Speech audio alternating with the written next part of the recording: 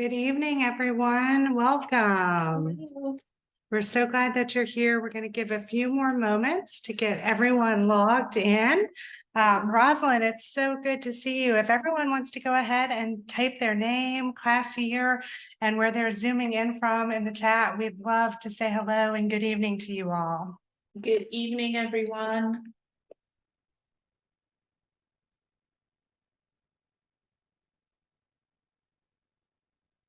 Hello. Oh, I see you, Beatrice and Roslyn. Oh, Anita, right down the road. Anita, we're so glad you're here. Hello, Linda. Hi, Tracy. Oh, it's going so Susie's here, fast. Barbara. Oh, yep. Hi, Pat. Oh, I see Elizabeth, you. one of our faithful class reporters. Sarah Hines is in there. Oh, Oh, look hi, at Sarah. that. That's a Hi, familiar name to all Sarah. of us Yeah, here. that's great. Oh, Martha's here from Texas. We'll be headed your way soon, Martha. Absolutely. Michelle. Oh, this is fantastic. A shout out to Adrian in Scranton. I've lived a lot of my life in northeastern PA. It's good to see you there. I saw Deborah Abbott just zip by. She's coming up on a big reunion. Charlotte Porterfield is there. Oh, That's good evening. fantastic. Oh, Emily Hollingsworth. Oh, That's a familiar name to yeah. some of you all. Emily Morgan. Yeah. Hi, Emily and Mary Claire. Well, that's wonderful. Joan? We'll give just a few more minutes for everyone to get in and get settled, but it's so great to see so many familiar names and faces here with us this evening. Indeed. We have some familiar faces on campus. Yes, we do. It's going to be a great program, a lot of energy and excitement. Oh, Missy Roberts, this is just so much fun. And Cheryl. Hello, Rebecca Howe. Fantastic. And Marianne. Well, in the interest of time, we'll go ahead and kick our program off this evening. Welcome. It is so much fun to see so many familiar faces here on Zoom. And new to our program, we are here in person, which is a first for our town hall. So we are really excited. And I think there might be some donuts and Tinker Day cake and energy that is boosting our excitement after the Tinker Day celebration yesterday. We just had so much fun and such a joyful day celebrating that great tradition. And I hope everyone on Zoom found a way to celebrate with their Holland siblings and with their families and friends. I know several were taking Krispy Kremes to work, buying their Tinker Day cake. So it's a beautiful day out here on campus. The sun has just set, but the leaves are starting to change. And this is one of our favorite fall traditions, is to gather together for the Alumnae Town Hall. And we thought tonight, in mixing it up, that we would start with a little foundation from our students and really hear from each one of them a little bit about their fall semester before we turn it over to President Hinton. So, Brigitte, I'm going to start with you. Yeah. Hello, my name is Brigitte Bonsu. I'm from Silver Spring, Maryland. I'm class 2025, majoring in English with a concentration of multicultural U.S. literature. My time at Hollins has been going really well. I've been meeting a lot of amazing people and learning a lot of great things. So I'm excited about what's going to happen in the future. Brigitte, just one quick question. Now, I warned you this would happen. Tell us what you did last summer and tell us about your musical interest as well. Yeah, so last summer I was a servant leader apprentice at Freedom School Literacy Academy in Memphis, Tennessee. And there I taught children and who were like rising first, second, and third graders. And I was there helping to improve their literacy and hoping that they'll be ready for the next school year. And I was also able to study abroad for 2 weeks in Scotland, and I studied Scottish literature. I also play the cello, and right now I'm taking private lessons, and I've also done some really cool things with music as well. Thank you. Hi, I'm Gigi Gostijan. I am class 2026 and I major in psychology.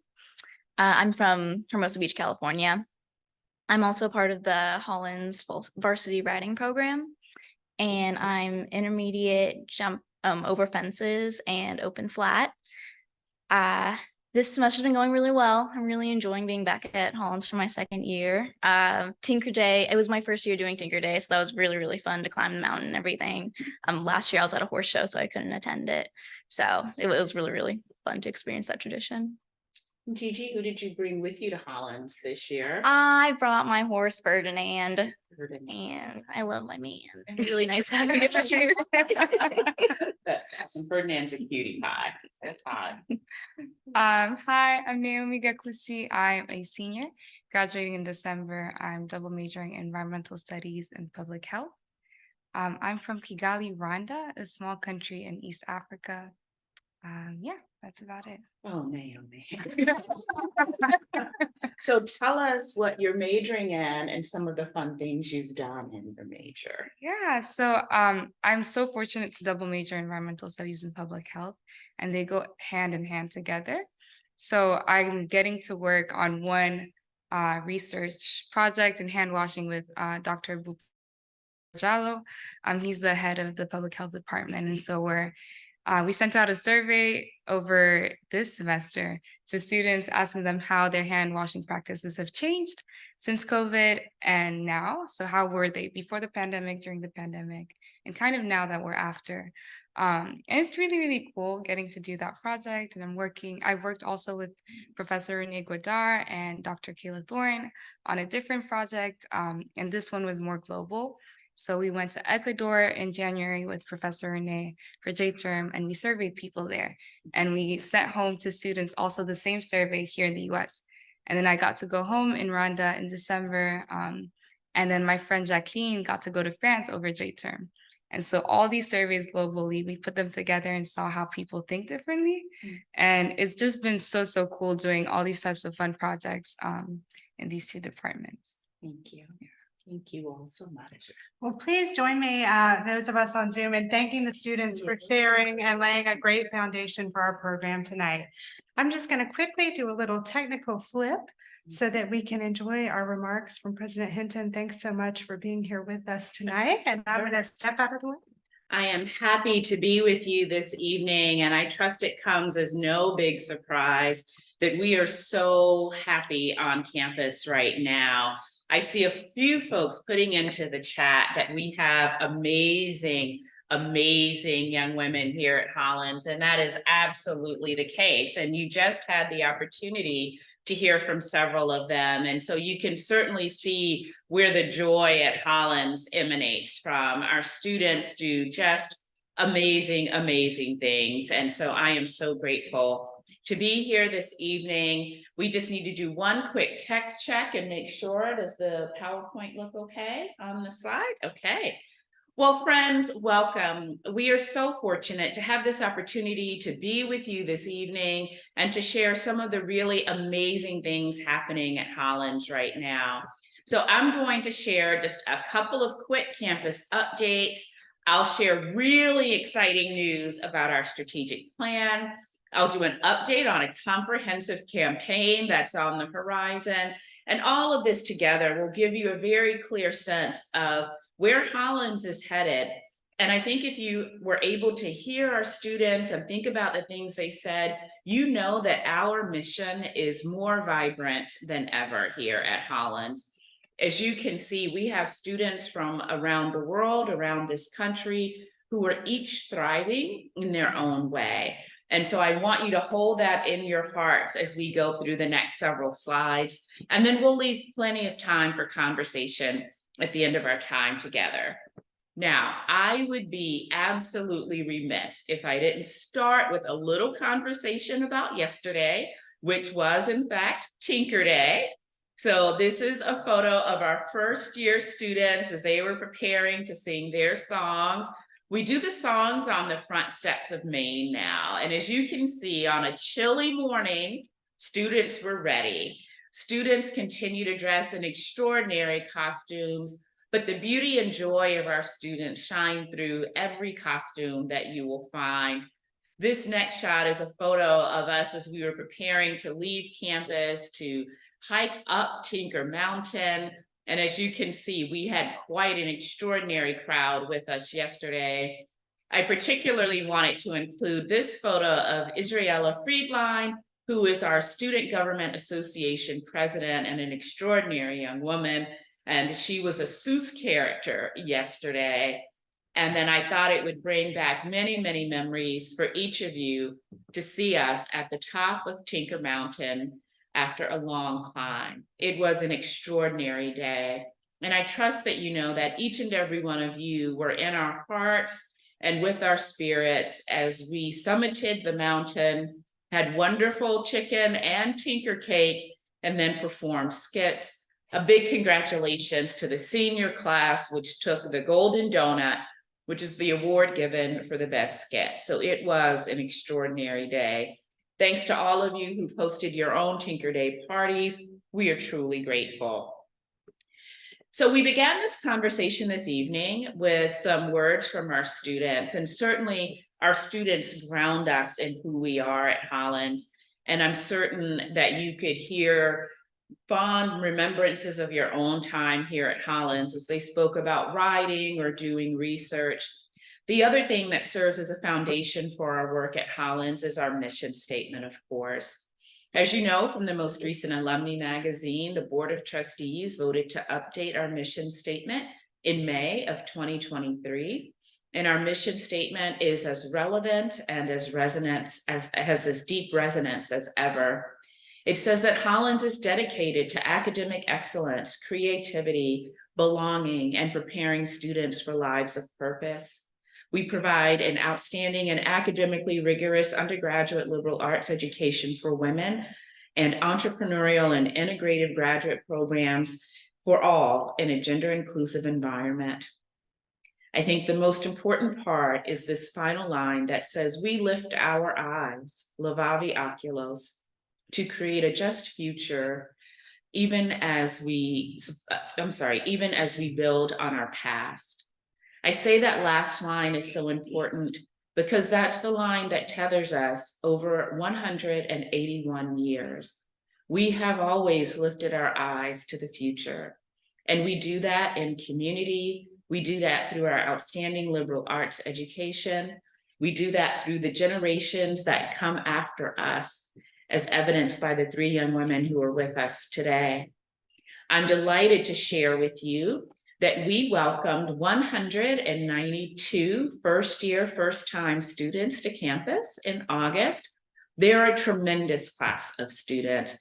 They are joyful and excited and ambitious, and they are wonderful. We also had 13 transfer and Horizon students join us in August. So our full undergraduate enrollment is 673 this year. And we have a little over 100 graduate students in our program. So to say that campus is vibrant is something of an understatement. We are really enjoying this semester, even as we give witness to the many difficulties in the world around us. You find hope, optimism, and joy on our campus. I mentioned our 192 first-time, first-year students, and I want to share a little more information about that particular group, just so you get a sense of the demography of college students. Hollins is very much like the world these days. Among this first-year class, 59% are first-generation college students. That means that these are students whose neither parent has attended or graduated from college. 47% of our first-year class are Pell eligible, and that is often used as a proxy for low income. And 39% of our first-year class are American students of color. So Hollins is very much like the rest of the world. You'll recall many conversations about the demographic cliff, which simply means that there are fewer students who were born in 2007-8, so there are fewer students. And among those students who are going to college, more of them will be first generation and low income. And so we are so privileged to serve all of our students. And we are thrilled that we are a home for students who are seeking an excellent academic education.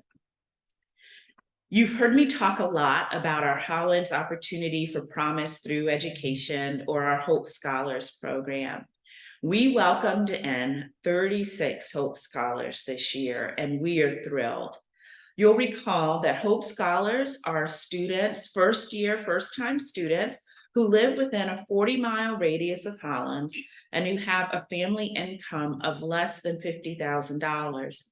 They're eligible to attend Hollins tuition-free for 4 years. If they live on campus, they do have to pay room and board, but we are really committed to providing an outstanding education to any young woman who seeks one. You'll recall that last year we welcomed 30 Hope Scholars. So as you can see, this population continues to grow. Now, many folks have asked, well, what about the academic ability of the Hope Scholars? Well, one, I want to reassure you that Hope Scholars are only selected after students have been admitted using our traditional admission criteria. And two, I am delighted to say that our Hope Scholars retained at a rate of 83.3%. These are committed, innovative, outstanding young women who are eager to get an education to not only transform their own lives, but to transform the lives of their families and their communities. So we are absolutely elated with the success of this program. As you know, we've been focused heavily on retention over the past several years for all of our students. And as you saw, we had wonderful success with our Hope Scholars. Overall, we saw a 7 percentage point increase in retention last year. That is a result of early identification, intervention, and ongoing improvement. So we are now reaching out to and supporting students on their Hollins journey from the moment they are admitted to the institution, because we know that in order for us to live into our mission, we have to help every student be successful. So we are absolutely thrilled about that work. So some of you may be asking, well, what's allowing us to do such great work? How are we building structures to improve retention? How are we able to support the Hope Scholars program? And the answer is very simple. It's thanks to your magnificent support that young women across Virginia, and particularly in Southwest Virginia, are able to get an education. You're making a difference in the lives of young women you may never know, but your support is enabling them to change the trajectory of their lives. So our total philanthropy last year, cash only, was $37.7 million. That is, of course, inclusive of our big gift. We received $25 million towards that last year. And we raised an additional $3.1 million for the Hollins Fund. We are always aiming for $3.6 million. And so we're working really hard to not only achieve, but exceed that goal this year. So you should see lots of wonderful new materials coming your way.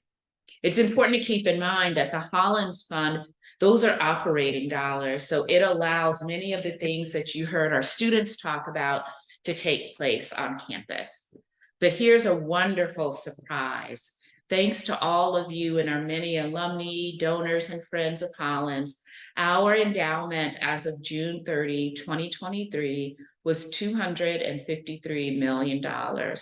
That is certainly something that we celebrate here at Hollins. And as we think about how we can continue to transform the lives of every student entrusted to us, this is certainly a gift that we have. It is our legacy, and we are so glad to have this level of success. So congratulations to all of us for such a wonderful endowment. So in terms of our financial health, we seem to be doing well, pulling on our various levers.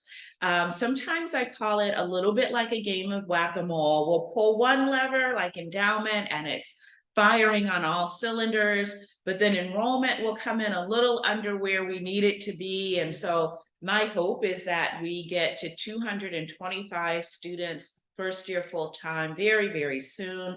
If you know of students who would thrive at Hollins, I ask that you send them our way. And as you know, and as you just heard, we are always pulling on the retention lever because it's not enough to bring students in the door. I believe we have a moral obligation to help them be successful and to persist to graduation within 4 years. So we are pulling as hard as we can on all of the levers. And by pulling, I mean we're building infrastructure to support retention. We're reaching out to students across the US and particularly in our own backyard to support enrollment, as we know that the majority of college-bound students go to school within a 500-mile radius. And we continue to be good stewards of our endowment and to grow the endowment through our fundraising. So our auditor was on campus last week as part of our board meeting and felt very, very strongly about the good financial health of the institution. So we have a very solid foundation on which to continue our work and to build. So with those facts and figures behind us, I thought I'd spend a little while giving you some insight into what's happening on campus right now. So first of all, on Friday, we had our ribbon cutting for the Green and Integrative Learning Commons. We updated part of the Wyndham Robertson Library, thanks to the support of many, and we've now brought many of our student success functions into this space. And so as you can see on this photo, when you walk into the library and turn left, you see a bright new classroom space that's used by our Center for Learning Excellence, our career and life design, study abroad, and academic success coaches are all in that same area to provide support to students. If you make your way upstairs, you'll find our Associate Vice President for Student Success, Wellbeing, and Belonging, and our Director of Accessibility Services. We have some fantastic new testing rooms to support our students. And on the third floor, you'll find our Executive Director of DEI, as well as an office for our Vice President for Student Success, Wellbeing, and Belonging. By bringing together all of the elements of the Rutherford Center, which includes internships and career services, as well as study abroad, and having that space together, we have increased traffic in the library by 20% this month alone. We anticipate we'll continue to see increases in traffic. But most importantly, our students are finding their space, are finding the resources and support that they need in our library, and are encouraging one another to join us. Just so you all know, we are in fact in the library this evening. We are in the Hollins room. So the library is well traveled, not only by our students, but by many of us on the team. I want to thank everyone who supported the Green and facilitated our being able to build out the Integrative Learning Commons. And I want to especially thank the Rutherford Center and Jeannie and Tom Rutherford for their support, as well as many others. And of course, the library's namesake, Wyndham Robertson, for supporting the vision going forward. I'm super excited to share that for the first time in 3 decades, we have a new core curriculum that we are beginning to phase in starting this semester. So as you'll recall, the core curriculum are those set of classes that every student takes. We had for decades used a distribution model where you pick and choose certain classes. Well, while students do still have some choice and agency in it, we've built out our new core so that all students have some shared learning experiences.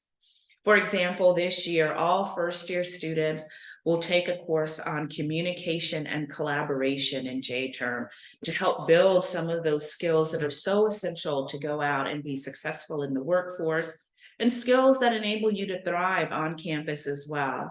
We implemented a brand new first-year foundations course this fall, keeping the very best of FYS, but adding in additional components to help ease the transition to college. We will continue to phase in the new core curriculum over the next 3 years. Our current students who came in under the old core continue through that, while new classes enter into the new core curriculum. So we're very excited about that. We continue to support our athletics program, and I'm delighted to share that our new 200-meter track is in place. As you know, we've been building our track and field and our athletics program overall over the past several years. Athletics at most D3 schools represents about 35% of the student population, including at women's schools. We're a little bit lower, and we'll never be an overwhelming, have an overwhelming number of student athletes, but the sustainability of the institution is in part related to athletics, as so many young women are participating in athletics at the high school level. We've seen great growth with our track and field program, and so the track has been a wonderful addition to campus. Many of our teams are doing well, and so you can see our soccer team there. You can see our volleyball team and swimmers. Our basketball team had its first scrimmage last night and will open their season next week. And our riders won first reserve team at the ODAC competition on Sunday. So we're really, really excited about the experiences our students are having. Now, I want alums to brace themselves, because here's a big piece of news if you haven't seen it. But this is what the Williamson Road apartments look like now. As you know from the magazine, we took the apartments down. I am delighted to share that that article got more reads than any other article that we've written in the magazine, which is pretty impressive. And now that is a beautiful green space across the street from campus. I honor the many emotions around that big change, but I think everyone agreed that it was time. It's just, I feel a little sad when I see that beautiful green space as well. We continue to invest in other parts of campus, even with that sad loss. We have a wonderful new exerciser lunger for our horses. I can see the horses in the lunger in that photo. I'm not sure if you can, but every morning when I leave my home, they are making their way around the exerciser each morning. So we are taking care of many parts of campus, and we are recognized for the work we're doing. We have been recognized by Princeton Review as having the most active student government, the best college library, and the most politically active students. And so our students are very serious about crafting a more just future, but they also know how to have a good time. And so these are photos from fall formal this year, where the theme was Barbie, of course. And in case you're wondering, I named myself Mardi Gras Barbie. And so that was the dress that I had on that evening. And we haven't forgotten about you, alums. We are absolutely bringing alum travel back. We heard it from all of our trips that you want to be out on the road with Hollins again. So we have 2 upcoming trips that we're very excited about. In May, we will have an Italian Lakes tour. That group will be based at Lake Como, and we'll spend several days out touring various Italian lakes in that region. And in October, we have an Egypt and Nile Valley tour that will be going out. And so check your mailboxes. More information will be available for these tours. And we have trips planned out from now until 2027, I believe. And so there's more to come. Our commitment is that these are educational trips. So we'll be bringing a faculty member along on each of our trips.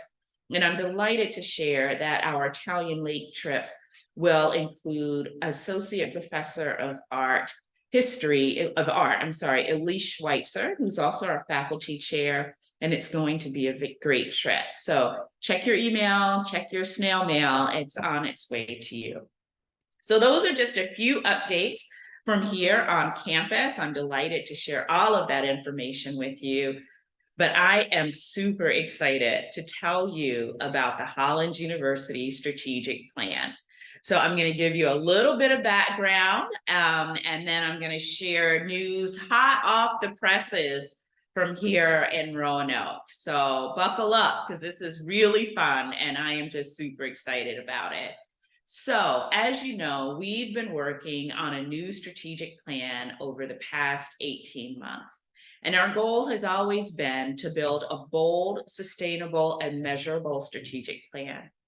What does that mean? It means that we do not want to tweak around the edges at Hollins. We know that our future depends on a plan that enables us to thrive not only in the next couple of years, but that will enable us to thrive well into the future.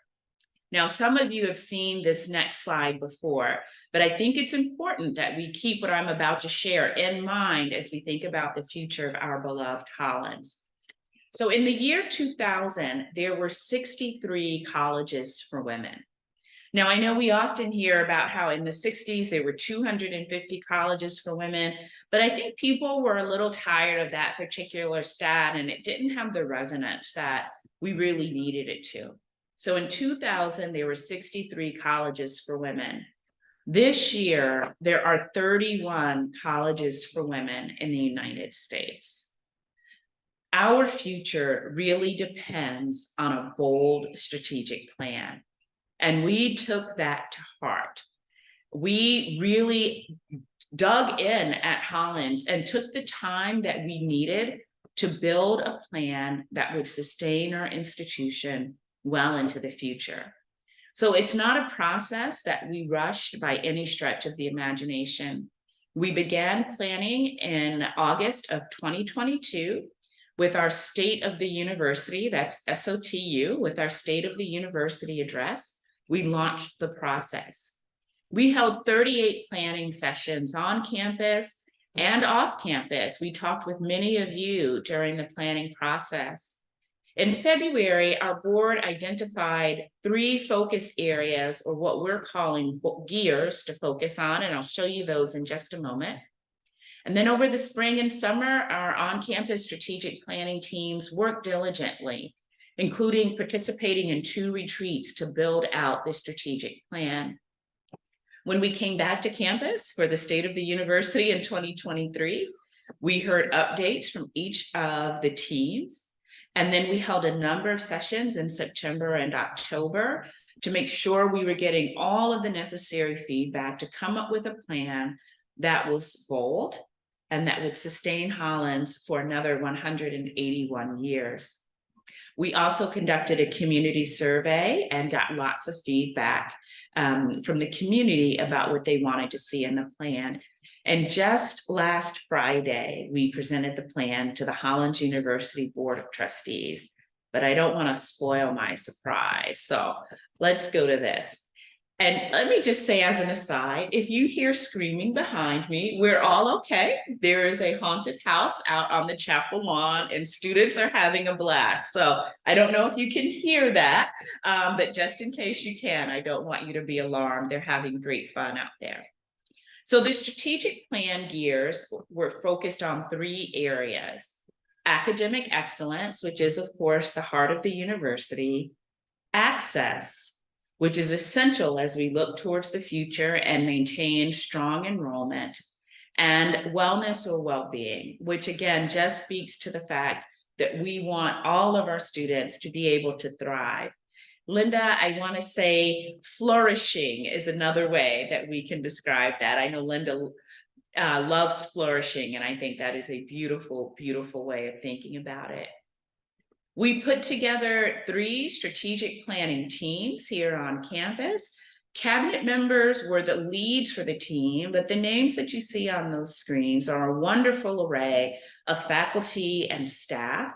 We also worked alongside our Student Government Association, both last year and this year, to test out student ideas, and we held a number of workshops that students were able to participate in. When Lauren and I were on the road last year, we also did a little bit of work around the strategic plan, so some of you got to participate in the process as well. If you want to see the final numbers, we had over 500 folks, individuals, so that is not a duplicate head count. While some people may have done more than one event, we had over 500 people participate in our strategic planning process, which we were really excited about. We also did a campus survey towards the end of the process, so in September and October, and as you can see, we got quite a bit of feedback from that as well. So as we went through this process, it became very clear to us that there were critical elements that really mattered to the folks on campus. And so a strategic plan has to be lived into by the folks on campus as we carry out our work. And our teams really felt strongly that Hollins ensures we are leaders in our community. that young women have economic opportunity, that our graduate students have social and career opportunities. You'll see that our teams were very excited about academic excellence. They were very excited about access. But on campus, what our teams were most excited about was really focused on wellness. It's something that we really talk a lot about in higher education. So we have put together, and I'm excited to share that we are working on the Transforming Learning, Transforming Lives, the Levavi Oculos Strategic Plan. The plan was unanimously approved by the Hollins University Board of Trustees on Saturday, October 21st, 2023. And we are so excited about all that is captured in that plan. Our vision for the strategic plan is that by 2030, Hollins will have implemented integrative learning practices, and I'll explain what that means shortly, equity-minded access policies, extensive experiential learning, compassionate challenge, and a holistic wellness focus to meet our mission call and ensure our sustainability. I am delighted with the work, just the sheer volume of work that went into this, but even more with the quality of work that was undertaken by our community. So I'm going to highlight very quickly just a few elements of this strategic plan. I'm going to go past some slides because I've been talking for far too long. So I'm going to go through some very quickly. We'll be sharing lots of information about the strategic plan, so don't worry if you missed something this evening. You will be hearing about it for the next 7 years, so don't worry if you missed something tonight. Under access, we really have 4 primary goals. The first one being, how do we remove financial barriers to accessing an undergraduate education? So we are busily running a number of financial models that will allow us to help students attend Hollins with what we call worry-free tuition. How do we remove some of the financial barriers that are keeping students out of college? Not only are there fewer students who are of an age to go to college because of the demographic cliff, but we're seeing an even further decline because of the college expense. So we're really working on our business model and are very excited about that. And we expect that we will be a top best value college in the very near future. So look for more information about that. Our second goal is that we want to become and offer a premier pathway to and through college. When you hear the access team talk about this goal, they start with the premise that if you are at Hollins, we want everything you need to be successful to be here. So what does that mean? That means being a mentored learning community where every student has an ecosystem of mentors to help them be successful so that they are encouraged throughout. It means that in addition to faculty advisors, we will have professional advisors to help students connect college and career, to help them make good choices as they move through classes so that their learning builds on itself. We are looking at the Hollins University College Academy, which is not a high school. I always want to be sure I say that, but is really a pipeline program that would enable young women in the Roanoke Valley to take dual enrollment courses here at Hollins, as well as spend some weekend time in courses and perhaps doing a summer program like our Knowledge for Freedom program, which we implemented last year through a Teagle Foundation grant. This next one is very tactical about becoming an Apple school, but we have heard from faculty that some students do not have the equipment that they need to be successful, which hampers their learning. Not only are we excited about serving our traditional undergraduate students, but we're also really eager to be a best-in-class destination for adult and continuing education learners. So as you know, we've long had our Horizon program, which has served adult women.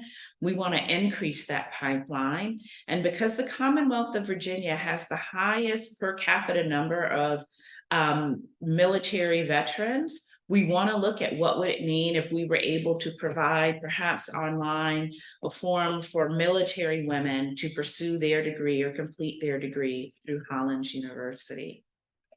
And our fourth goal is to strengthen our regional impact. So Hollins does not exist in a vacuum. And while we have a little bit of a Hollins bubble, we want to make sure that we're impacting the community in which we dwell.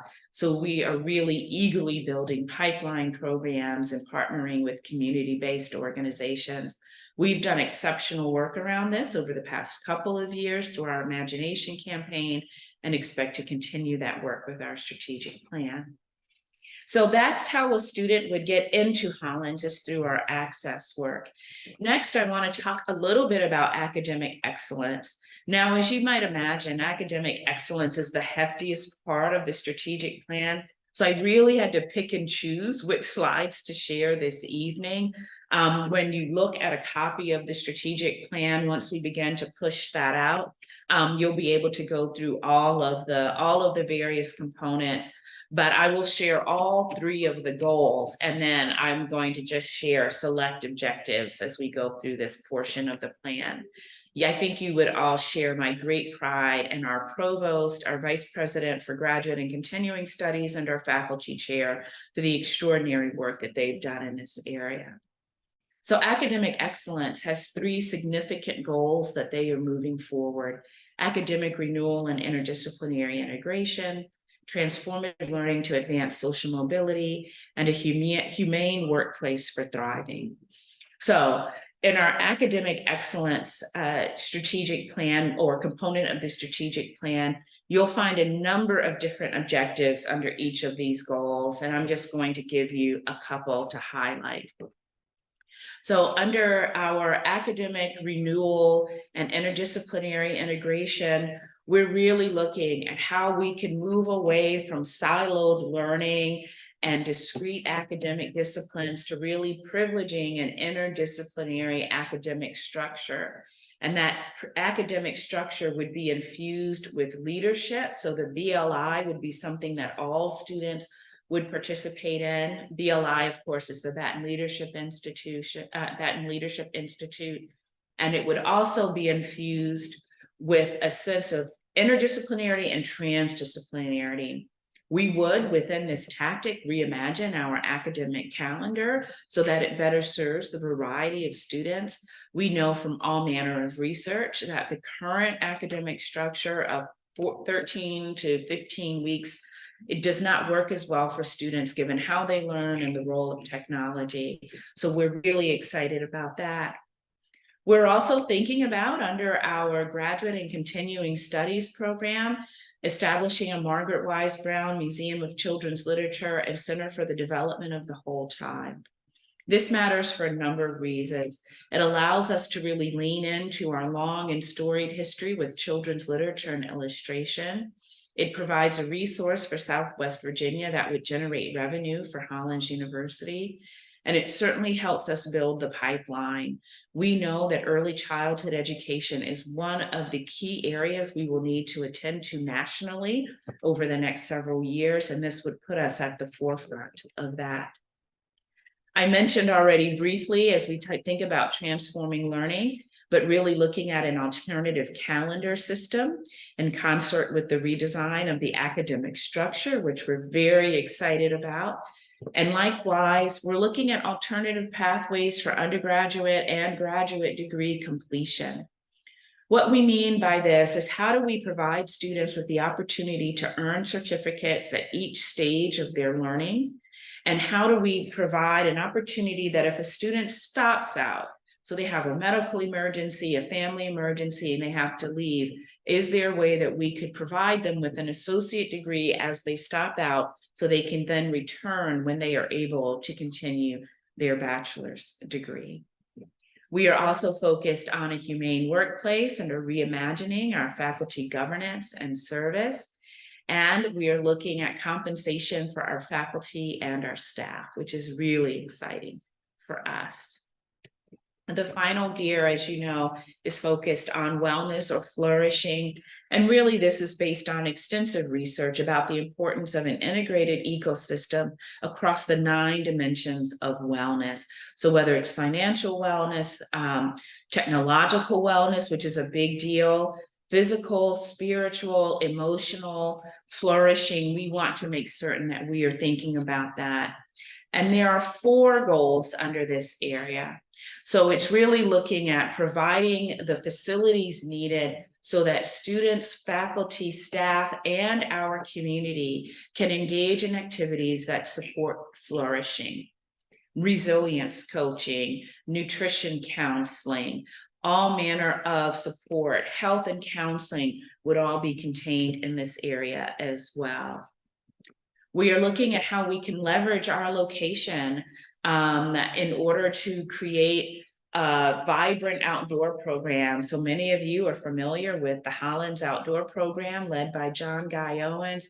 How do we really lean into that to support the well-being of our community and the Valley?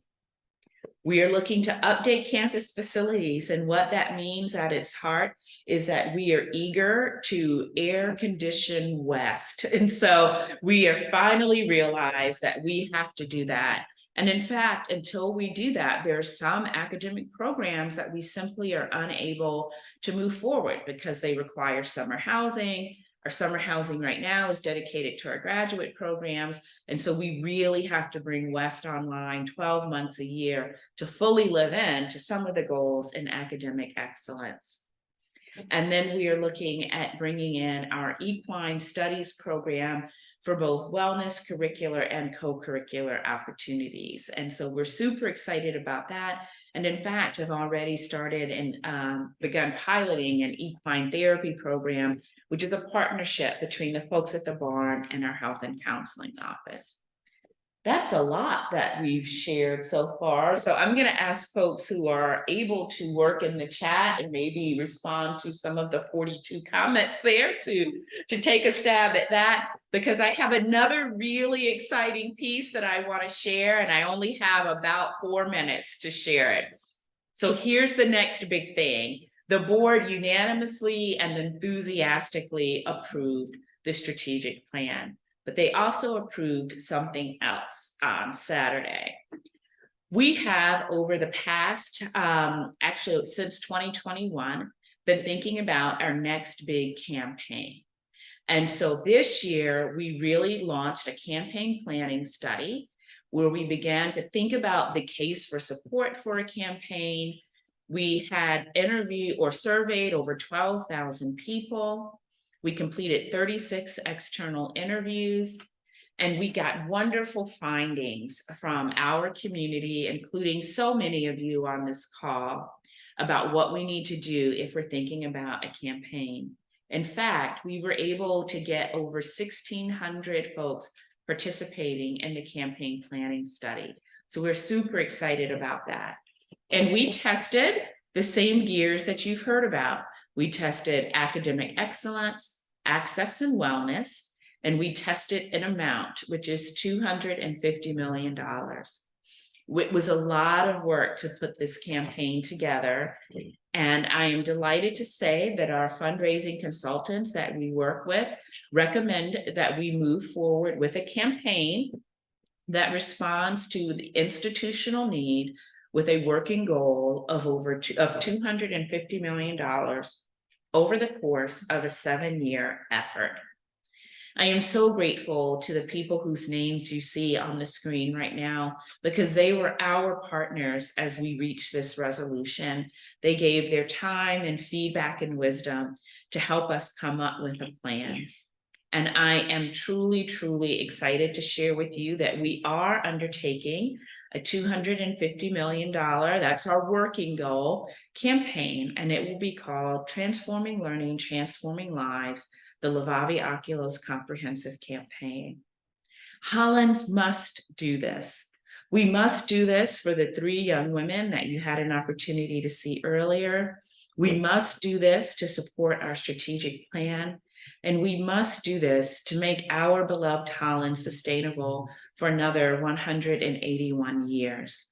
So I am absolutely thrilled that the board approved not only the strategic plan, but the accompanying comprehensive campaign. And now the last thing that I want to share with you that is very big news, that I'm really eager to share. And then Lauren, I promise I will stop talking and we can take questions. The reason why you do a strategic plan and a comprehensive campaign hand in hand is so that you're able to move the institution forward. Well, one of the things that was very clear, as you heard me say in the strategic plan, was the need to emphasize wellness.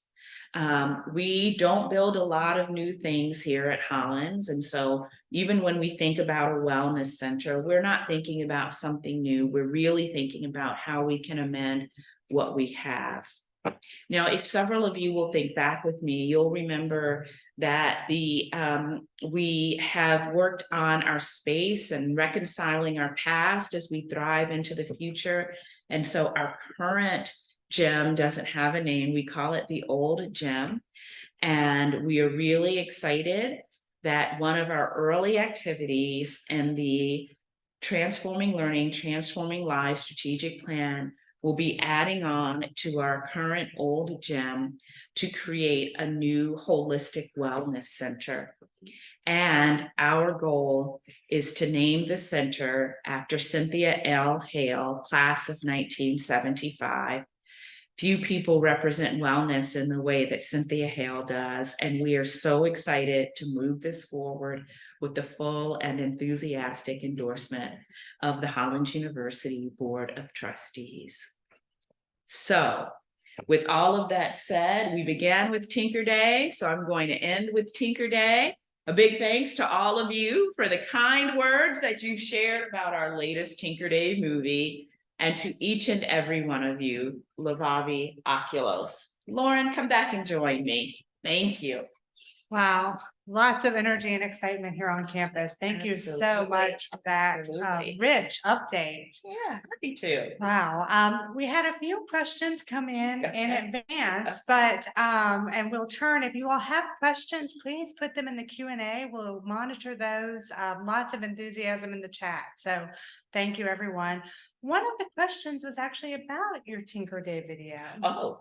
Our friend Emily Morgan, class of 79 in New York City, just wondered how you keep a straight face. Did you miss a calling? I don't know that I missed a calling, but I do know we have an outstanding director here on campus, Paris Reinhard. Making those videos is such a fantastic, fun thing to do. We really had a great time. Ferris Bueller is a favorite movie, but every year I say, we can't replicate it. We can't do it again next year. And so this was a lot of fun. Most importantly, the students. I love that the alums' energy is immediate. The students stood outside for 10 minutes yesterday morning to watch that video. It was cool. it was to see their faces light up. Like, I wish I could see all of you watching the video, but to see our students' faces light up and laugh was really quite Joyful. wonderful. They saw themselves, you They know. did. Israela got a big cheer. Israela was Sloan in the video, and so that was really fantastic. Yeah. Do you want me to? Yeah, so our first question is from Elizabeth Honeycutt. She's a class reporter from 94, and share some of the festive student extracurricular activities happening. People ask, what do girls do at an all-girls university? We were never bored when I was there, and curious what's happening today. That resonates with me a little. It does. So I have to tell you, our students are not bored, nor are they boring. So in all honesty, the past few weeks have really been all about the Tinker Day run up. I mean, so October is one of my favorite months because people are always trying to figure out when is Tinker Day. We're really serious about our costumes in October. We're covertly trying to make a video on campus and not explaining why we want to hold hands with people and walk around the museum. So that's been a lot of fun. This week is what's called Halloween. That's the Hollins Activity Board Halloween. So for Halloween, that's why there's a haunted house outside right now. There was a murder mystery on Monday night, I believe. We were carving pumpkins earlier today. It was really it's been quite exciting with Halloween this week. But our students do all the things that girls at co-ed universities do, only they do them with great confidence, with great passion and undeterred by the influence of others. I mean, our students go out and they volunteer. So students are often engaged in service in our community. Our students run our campus free store. Some of our students are athletes. Our students tutor young kids. They work at Boys and Girls Club. We had a program last year, I'm not sure if we repeated it this year, where our students made costumes for low-income kids at the Boys and Girls Club. So our students are out there running the world. They are not bored. If you heard what our 3 students said tonight, they stay busy. And so my mom always said, only boring people get bored, and Holland students are not boring ever at all. In fact, one of the questions that just popped up is, what are some of the social justice issues that students are committed to? They're committed to all of them, and different folks have different opportunities that they want to pursue. So whether it's a deep commitment to the environment, we have a group of students who are very passionate about environmental justice, whether it's supporting our students in the JSA, our Jewish Student Alliance, which has certainly been important of late, whether it's students, again, who are volunteering in the community and working on issues like food deserts or awareness about hunger. We also are really emphasizing voter awareness. The single most important thing we can do is go out and vote. So we're talking about that. We're hosting Model Arab League on campus this weekend. So we're helping students engage in issues of justice that way. Racial justice, economic justice, LGBTQIA. We are working on all of the issues. Not everyone is doing all the things, but everyone is finding their voice and their passion. We are in the Rat all the time, Stephanie Shipley. We gather in the Rat with live music. That's where the murder mystery was the other day. There's been a lot of music on campus lately. There was some really great music yesterday when I was walking out on the quad, which was wonderful. Yeah, some of the young people took their music up Tinker Mountain. So, yes, they hiked with their music. yeah. So the one that I saw, Rachel, always has music. Rachel is also a rider, and so Otis, her horse, would also often have music with him as well. Otis really needs his tunes. The Wellness Center. So Bunny, how are you? We plan to begin the work as soon as we've raised the funds to support the Wellness Center. As you know, Bunny, we are debt-free. So my job is to go out and to raise the money, and we will start that as soon as we can, once we've done that. So we have staggered our strategic plan activities over the course of 7 years. A lot of the plan, much like a lot of the campaign, will be front-loaded. And so we are really eager to get that work done. So we are super excited about that. Well, that's awesome. Well, as our time together comes to a close, I just want to thank all of our fantastic participants. Your presence here in Zoom was a gift to all of us. And President Hinton, this has just been amazing. Really fantastic. So thanks everyone for being with us tonight. Lots of exciting things happening. We wish you a pleasant end to your week and take good care. Bye-bye. Lavavi Oculos, everyone.